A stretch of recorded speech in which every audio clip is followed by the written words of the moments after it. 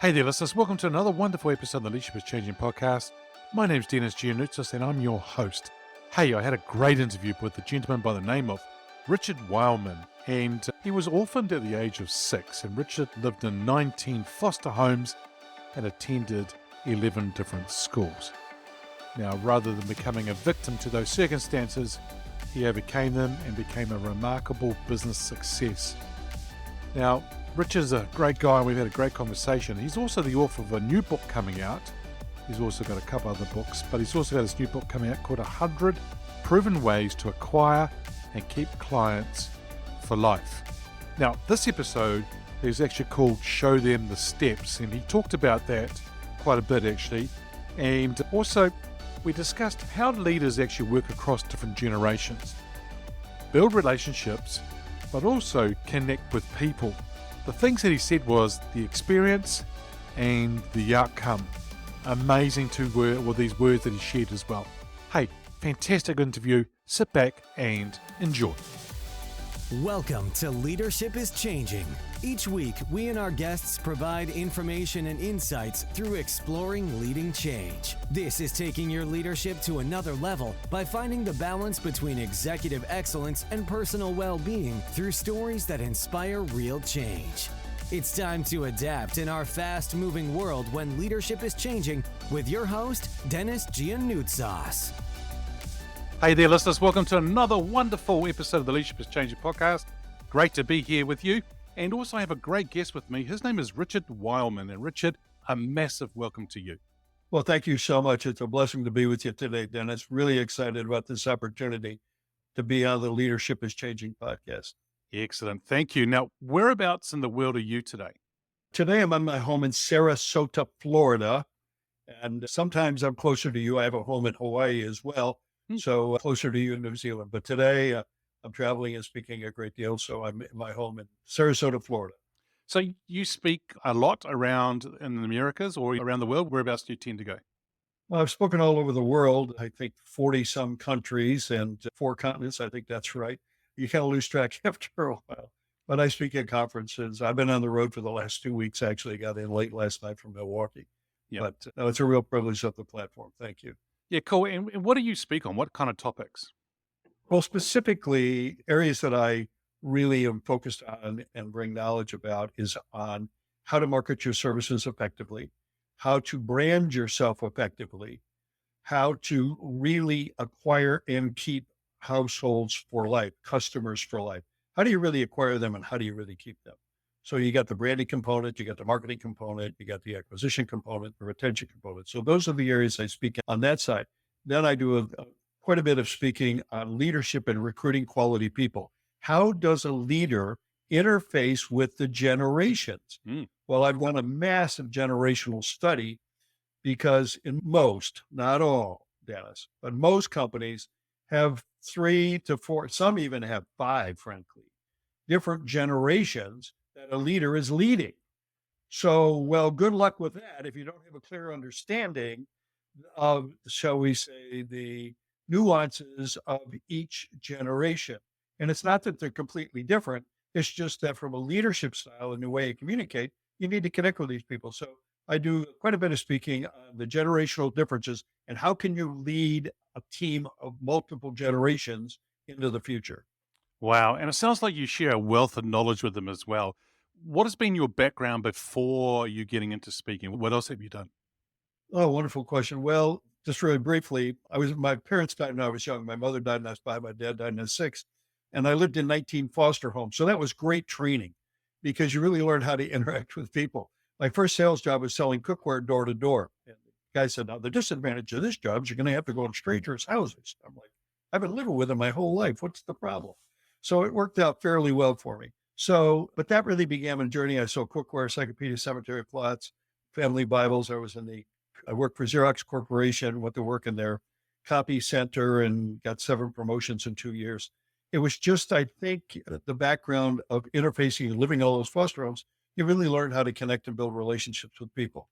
And then I was a general sales manager for Rolls-Royce and built the 3rd largest Rolls-Royce dealership network in the United States. And then I retired from that. And then I had sales, and a friend of mine was starting a magazine called The Rob Report.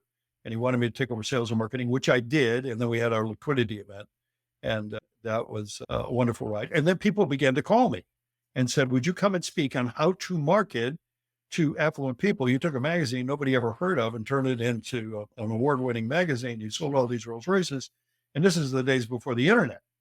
And I was like, sure. So I said, I'll speak at a conference. So I spoke at a conference in San Diego, and I had 22 CEOs come up at the end and said, you've got to help us with our plan. So that's how it all started. And that's almost 30 years ago, and very blessed ever since. And, I've written 124 video textbook programs. I've written 3 books, 2 international bestsellers. And my next one, as you know, is coming out very soon. Yeah. We'll talk about that book in a second. The other thing I was going to ask you as well as say encyclopedias, which one was that, Britannica that you were selling? Yeah. Oh, door to door. Yeah. You Encyclopedias, cemetery plots too. That was really good. And I found out you can't sell anything on the doorstep, but if you can get other than cemetery plots, you can't demonstrate that. But it's just like in leadership, people love to talk us straight. Let me tell you about it.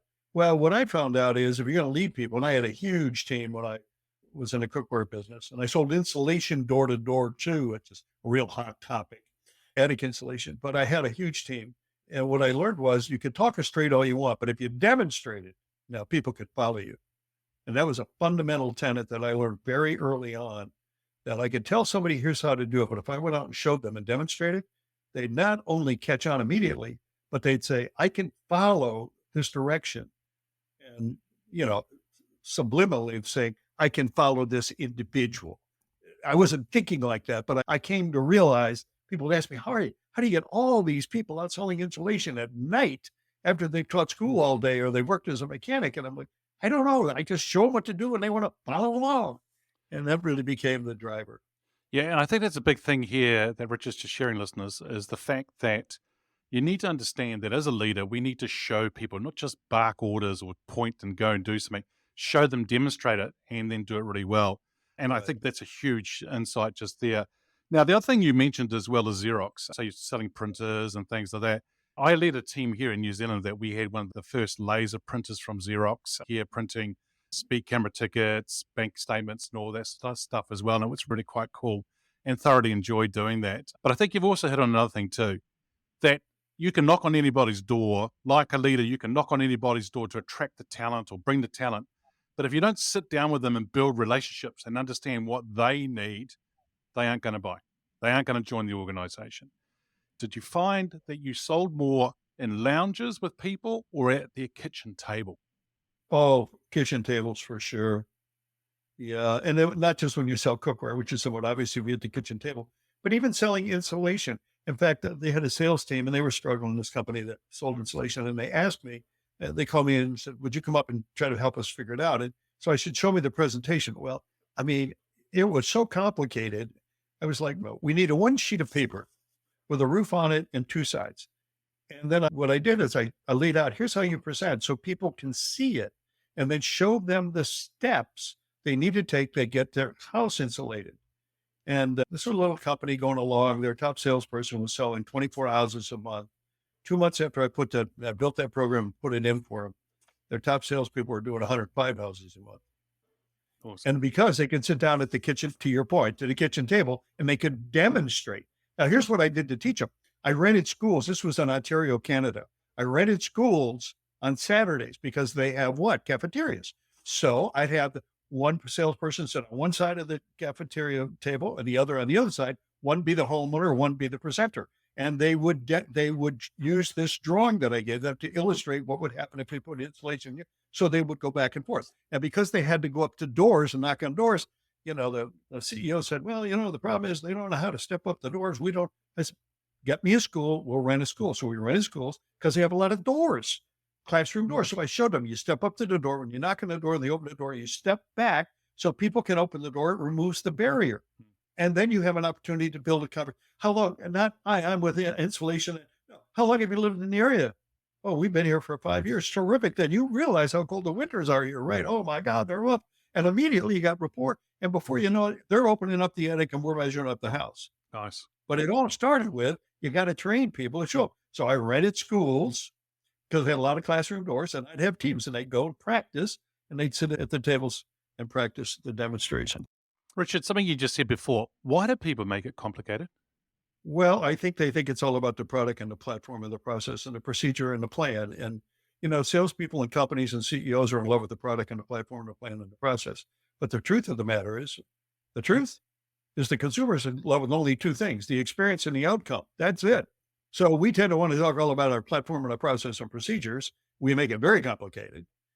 And instead of talking about the outcome people can achieve and very much give them a very positive, uplifting experience. Yeah, and I think that's also the same for leadership, right? I mean, people wanting that outcome and that experience, and they want to come to work and they want to have a great experience working for a leader that's a great person who's got a lot of energy. No one wants to work for, and here it comes, Richard. This is what I normally say: a knuckle dragger, somebody who's just Yeah. down in the dumps and just dragging their knuckles across the ground. They're not interested.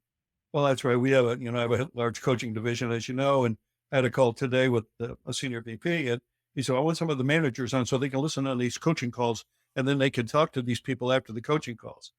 And my question was, I talked about what? Well, what they need to be saying differently on those calls. We don't need to here. The challenge is that people have gone to school for management. Well, I look at management, I flip the word around. Management oftentimes means we're going to age the man or age the woman because you manage them and you micro and you don't want to. And people today say they don't do it. But what people want today is a leader that has a vision, that's pragmatic, Yeah. that is willing to have four characteristics demonstrated, just like buyers do. They want somebody that's kind, somebody that's thoughtful, somebody that cares enough to find out about them as an individual and know their name and be empathetic to their situation. If those four things are prevalent in a leader, they're prevalent in the people. And the prevalent in the people, guess what? People will buy from those people because they're kind and thoughtful and empathetic. And people respond to that. They see that.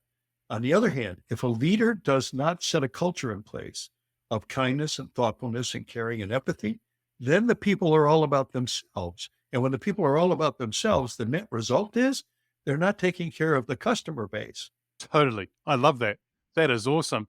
And you're coming with a book. And is that kind of material in the book as well? The answer is yes. The title is 100 Proven Ways to Acquire and Keep Clients for Life.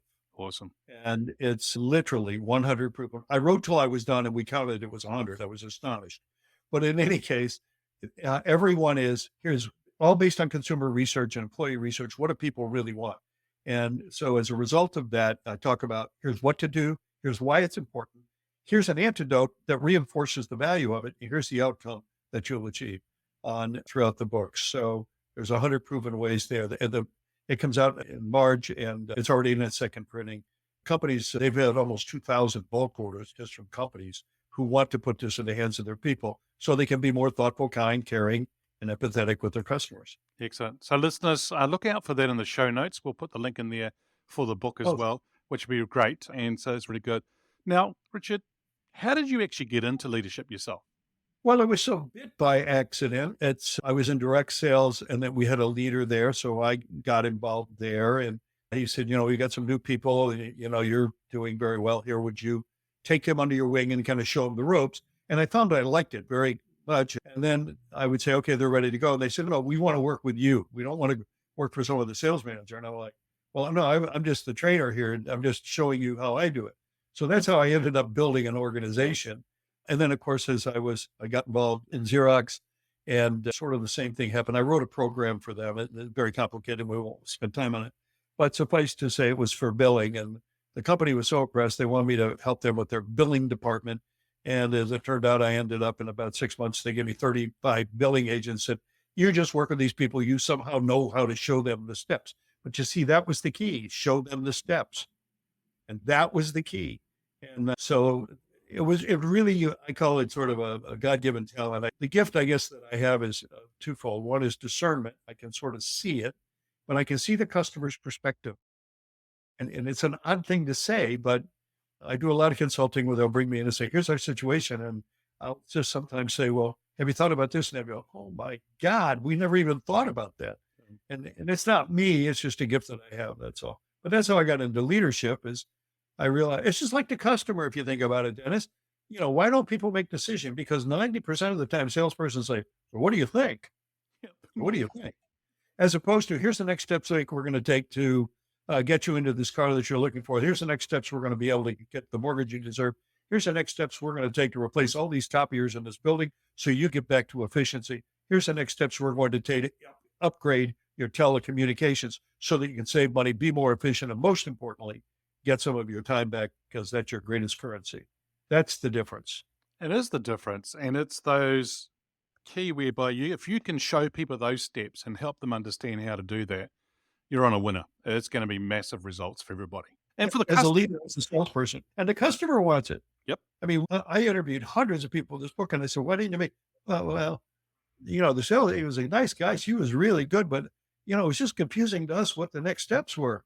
Well, you can't lose weight, you can't get married, well, hopefully, but you can't do a lot of things unless you at least take the first step. So if we and it's the same, a leader has to give people steps. You can stand on the stage and say, we're going to be the biggest, boldest, brightest, bestest ever. But, like Ritz-Carlton and work we do, they have a gather room every morning and the staff comes together because we talk about what we're going to do. Here's the guest in-house, what we're going to do to elevate that experience. Here it comes. Here's the steps we're going to take today. Yeah. So it's all in the steps, and that's really good. Next time I'm out running or walking and I'm up my steps in the hills, I'm going to think of you, which would be good. Yeah. Hey, look, this person could be alive or from history. Based on your experience in life and working in business and so forth, who's been your favorite leader and why? Oh, instantly easy. Churchill, instantly. No thought given. Mm-hmm. I have been I don't even know if the word fan. I have been a student, I think it would be the better word, of Winston Churchill. Why? Because he was very inspirational. I think we'd all have to agree with that. He was certainly pragmatic.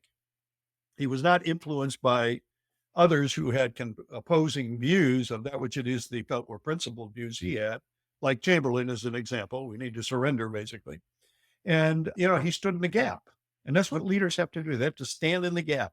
When the wheels are coming off on both sides of the wagon, somebody has to stand in the gap and right the ship. And that's what a leader does. And that's what is needed today. So that's why I like Churchill. I've been to his home many times in England. I have clients in England, of course, so I go back and forth. And it's such a wonderful experience. And my hope is this next summer, they have a series at Oxford and they keep inviting me. It's just my schedule's a little crazy, but they do a summer course on Churchill. And I know people there and they know that I'm an enormous fan of Churchill. But that's my short answer. And my easy answer, I've always been a real fan of Churchill. Yeah. He was grumpy, he smoked cigars, but he was absolutely, I don't think we'd have the free world we have today. Yes, he made other mistakes in the World War II, we all know that. But as far as a true leader, he clearly led. I think of all the episodes and all the interviews I do, and I actually talk and ask that question, probably the two major ones would be Nelson Mandela and Winston Churchill are the two that keep coming up. Yeah. There are others very close in the number of times, but Well, I relate to Mandela for this reason. I lived in 19 foster homes, and people say to me all the time, "Oh, Richard must have been out." Well, you're either going to have a victor, you're either going to be a victim, or you're going to have a vision for what you want to accomplish. And the thing I always related to, I've read a lot of things about and by Mandela. And the thing that always struck me is that he never became a victim. He always had a vision for where he wanted to go. And I'll never forget the soccer match where they all united in South Africa. So I'm not surprised he's on the list. He's been a great inspiration just because he was a man of vision and he never became a victim, nor did he engage in a vendetta. I think you're talking about, rather than a soccer match, a rugby match. As a Zealander, you would know soccer, or here it's football, and people are like, why do you wear a helmet? But anyhow. Yes, I know. And so that then the film Invictus came out as a result of that game. And South Africa were playing New Zealand in the final, and we lost to South Africa. So it's a very touchy subject, that one, but a fantastic film. I love it. And I think it's some great messaging as well. Now, if you had the chance to sit on a park bench having a cup of coffee with Winston Churchill, would there be one question that Richard would love to ask Winston Churchill? What would it be? I think it would be, where did he find the courage to never, ever give up? Because that courage that he demonstrated in his, many times, but in one particular broadcast, encouraged the English people that they too could be victors and not victims. And I would like to, I understand the inherent quality of courage. I was at a secret SAC base years ago. I was asked to go speak to the commanding all the officers there. And they have a big sign that hangs in the hangar. I can't even tell you where it is, but suffice to say, in the world. And they have a big sign that says, "Courage is seeing the goal of victory in the presence of defeat. We will win." And that's exactly what I think of Churchill. And so I'd like to ask him where he got it, where he got that level of, given his background too. I mean, let's be crystal clear. His background, his historical perspective was quite odd, and all the things that he had done previously. So that'd be my question. How did that rise up so that he inspired, frankly, an entire nation? Yeah. Wow. That is very powerful, that whole, what you just shared there as well. Now, the show here is called Leadership is Changing. When I say that title or that statement, what does it mean for you? Well, you managed, we talked a little bit about micromanaging, commanding people and ordering people around. I think what we're really seeing today is that you got to think about all these generations we're dealing with. I mentioned earlier, if you got a Gen Z or X, I mean, if you think you're going to order these people around, well, good luck with that. The reality is they want to be shown. So what's really shifted in we'll go up to baby boomers and come backwards. What's happened that's really changed is people today, they don't want to be told what to do. They want to be shown what to do, number one. Number two, they want collaborative leaders. Somebody that asks, what do you think? Why do you think? How do you think? And I'm working with a group right now at a major insurer that has put together a group that's going to write a prospectus on a massive change. I mean, this will be a sea change in the company. But the leader is an executive vice president. He's put together a team of people in the field to work on this prospectus. So people support that which it is that they build. That's another big change in, shall we say, leadership that we see. So the reality is that today people want guidance, they want mentoring, they want steps, and they want a vision. So we got to stop managing. We got to start collaborating. We got to start showing people what to do, not just telling them. They want to be inspired. They want guidance and mentoring and step. And the whole thing sits under the vision. Everybody talks about vision, and most people get it all wrong. They write you 3 paragraphs. Vision's real simple. It's who do you want to be known for, and what do you want to be known for, by whom? And that's it. And I mean, you think of Bezos. I mean, when Jeff wrote his vision statement, I want to be the most customer-centric company in the world. I don't know what part of that is confusing. But I've had companies send me their vision statement. It's like, no, I need the vision statement. Well, that is the bit. It's 4 paragraphs. This is the vision statement. This is a mission statement, all rolled into one pile of non-clarity. So today, the big change is that people want to know where we're going. And are you going to working alongside me, collaborating with me to get me from where I am to where we're going to go? Yeah. And people do want it to be simple. They want to be simple, but also relatable. In other words, they understand it and they get it. And I think I want to connect with it. I want to understand it. Yep. I want to see it. I want to be able to see the future. And I think that's the same thing for you as a speaker on stage, but it's also for a leader who's speaking or presenting. It's that connecting. If they can connect with that audience, or when you're selling, as you said before, that's where it's really going to come together nicely as well.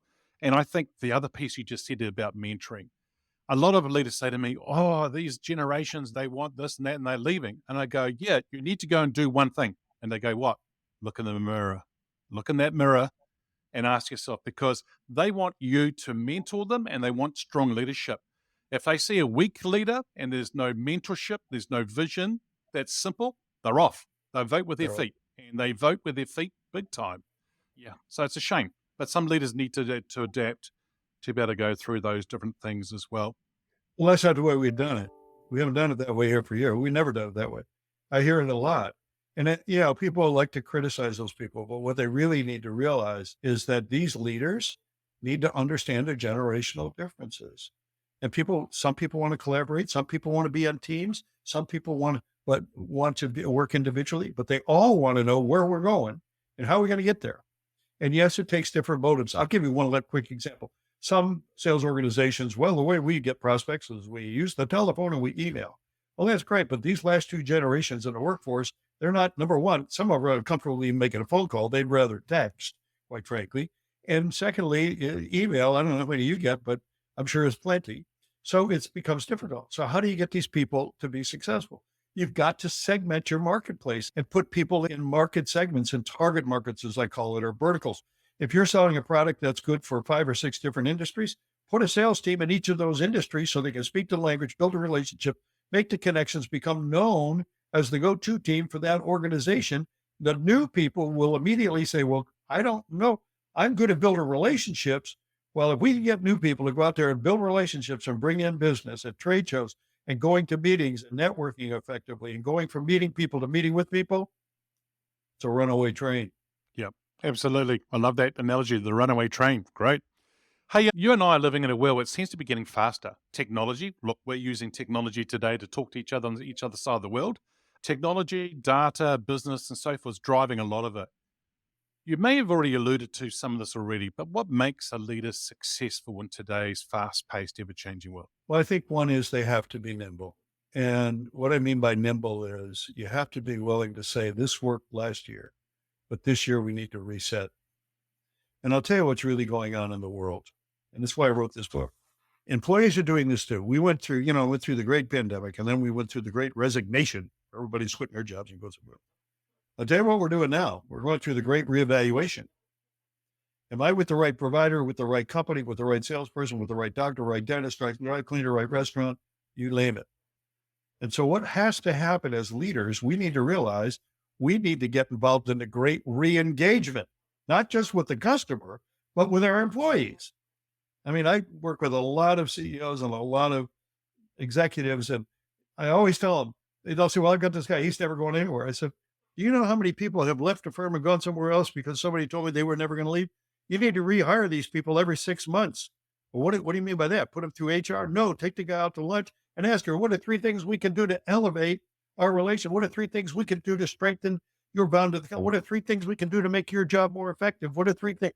Build a relationship. Don't say, how's it going? What's up? That means nothing to people. They want to be able to share their experience.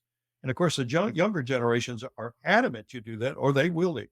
So the real message here, I think, from a leadership perspective, is just like the customer is going through this great reevaluation, so are employees. Am I in the right place? Am I being treated correctly? Et cetera. Now, I will tell you this, executive vice president that put together this grouping, I've talked to the next person on the list, and this woman is a director and works in a branch office. But I am telling you, you talk about loyal. She said, I just can't believe they've asked me. This is so great that I'm going to be part of this initiative, that they really care about what I think. Well, she's not going anywhere anytime soon because people support that which it is that they build. So what we want to do, we want to engage the generation. So as leaders, as leaders, what we have to do is re-engage with people that we have on our team and re-engage with individuals that are in the marketplace. And that's why I wrote the book, because I talked to people and they were like, I feel taken for granted. I feel like I'm a transaction. I feel like I'm an account. I feel like I'm a number. on and on. And I thought, well, wait a minute. Money's emotional. Business is emotional. There's a connection here. Relationships drive revenue. So I think what I'll do is start recording and writing down all the ways I see that people that are really good relationship builders are building connections with people. And when I get enough of them, I'm going to write a book. So that's how it happened. Yeah, that's great. And then, wow, the great reevaluation with the great engagement. Yeah. And the great re-engagement is the answer to growth going forward. If you got a vision and you re-engage with your customers and re-engage with your team, there's no stopping you. And I think probably what's underlying all of that was the key word you said earlier on, which was experience. You provide experience to everybody, and then there it goes. Yeah. Now, you may have just alluded on this, but the next question is, because you and I have been talking about it from a leader's perspective, but if we change lens now and think about employees, their expectations of leaders, has that changed? Yeah, that people are, what would I say? Well, let me tell you what people are not. People think that employees are very judgmental and they don't want to work extra hours and they don't want to, I hear it all the time. They don't want to do this. They don't want to do that. They don't. Well, what's happened with the employee is that they want to work on purpose, not pressure. So if the purpose isn't clear, I'm out of here at 5 o'clock. If the purpose isn't clear, I'm just going to do enough to get by. If the purpose isn't clear, I'm going to spend a lot of time on my phone while I'm supposed to be working. But if you got people working on purpose, now that's a whole new ballgame. If people get behind, and we all do, we get behind purpose, we go. It's just like a sports team. If they're working on purpose, they're going to win, and they don't go to, 2 teams show up in the field. One hopes not to lose, the other is going to win. Well, the one that wants to win is the one's going to win almost every time. I mean, it's just human nature. So what's changed with the employees? They want a sense of purpose. Why am I here? Why here? Now, if you build collegiality and you build, and I hate this phrase, client-centric culture. I mean, stop. Customers are on a journey. They are. I don't want them on a journey. I want them to come to my place and stop. This is the last stop. There's no journey left. We're done. Thank you. But this gets thrown around by people who are, anyway, you know what I'm saying. So the reality is that it's the same with employees. Employees are like, why am I here? Am I making a difference? Am I making a life? The younger generation wants to make an impact in the community. They want to be known for something. They want to make a difference in something. And that's what sets them apart today from before. Before, people showed up for job security. People today show up for emotional security. That's the difference. Wow. That's awesome. Very good. Wow. I've just taken so many notes. Where do you see leadership being in 5 years? Well, I think we're going to see organizations become more flat. Not that they're not flat now, but there's a yin and a yang here. Companies are trying to cut costs. So what are they doing? They're giving more, let's call it leaders, managers, more control. What that normally means is I want to take you from 7 reports to 13 reports, and we can shave somebody out of the organization. That span of reporting, of leadership, it gets awfully wide, and it's almost impossible for an individual to run an organization of that size effectively and efficiently. I'm not saying they can't do it. It's difficult. But if you look at some of the CEOs I work with, some of the biggest companies in the world, why do they have executive vice presidents? Well, they got 7 executive vice presidents because that's all they can really manage is those 7 people, lead those 7 people. They made the organization, but they need those individuals to lead their orgs.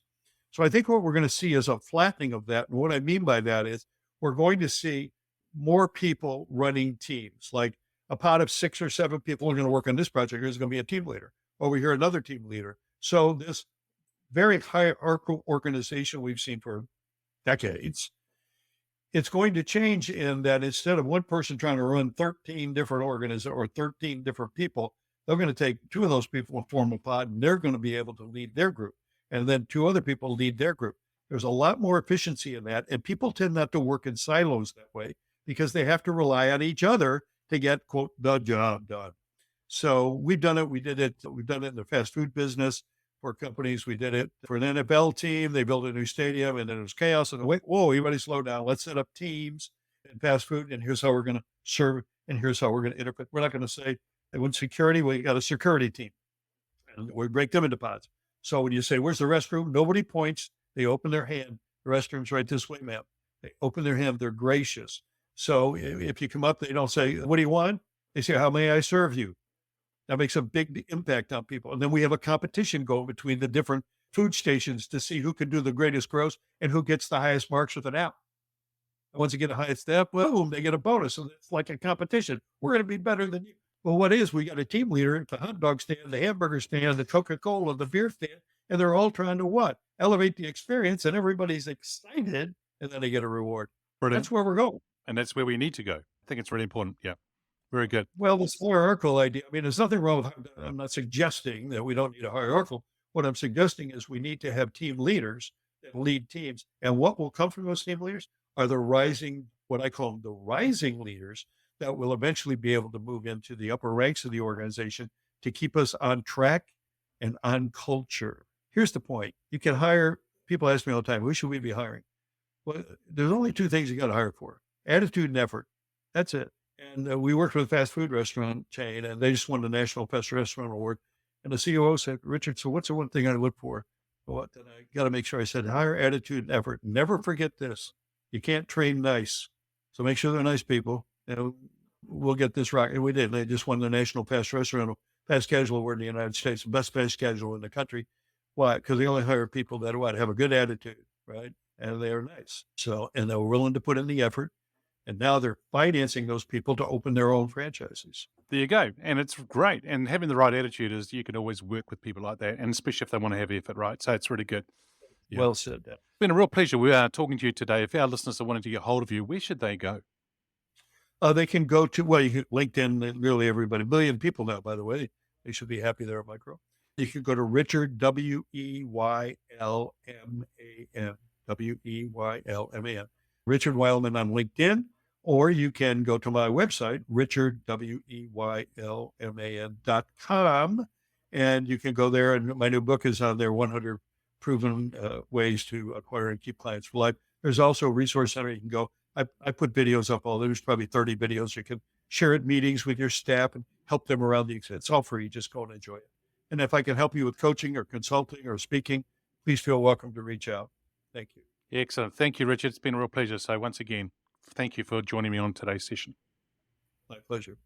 Alrighty, there you go, listeners. Well, a lot for you to think about there, but it's about how you can brand yourself effectively and think about those 4 qualities of being the leader. The thing here is the key is for you to actually show up and show people the steps. But if you can stand in the gap, that's a great start and a great way to actually get some great re-engagement happening in your organization. Hey, it's always a pleasure catching up with you. Thanks for joining. Until next time, bye for now.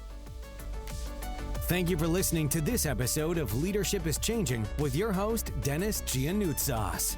Each week, we and our guests provide information and insights through exploring leading change, inspiring executives and leaders to adapt and lead a bigger game in a fast-moving world.